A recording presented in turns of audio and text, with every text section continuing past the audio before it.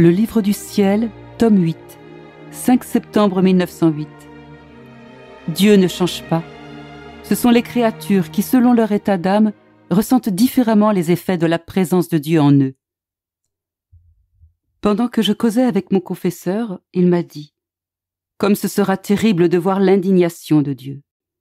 Cela est si vrai qu'au jour du jugement, les méchants diront « Montagne, tombez sur nous, détruisez-nous, afin que nous ne voyions pas la face de Dieu indigné. » Je lui dis « En Dieu, il ne peut pas y avoir d'indignation.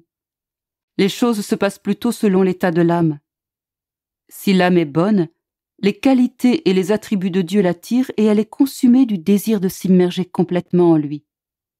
Si elle est mauvaise, la présence de Dieu l'écrase et la fait s'enfuir loin de lui.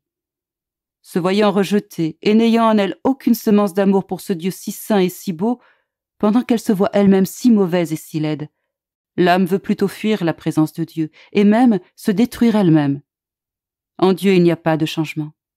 C'est plutôt nous qui ressentons les choses différemment, suivant l'état de notre âme. Puis, après, je me suis dit, comme j'ai été stupide en parlant ainsi. Plus tard, pendant que je faisais ma méditation du jour, Jésus vint brièvement et il me dit « Ma fille, tu as bien parlé.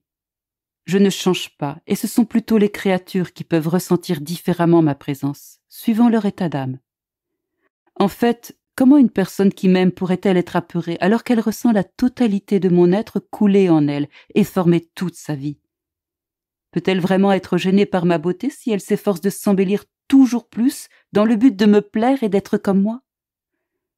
Elle ressent la totalité de mon être divin circuler dans ses mains, ses pieds, son cœur et son esprit, de telle sorte que mon être lui appartient totalement.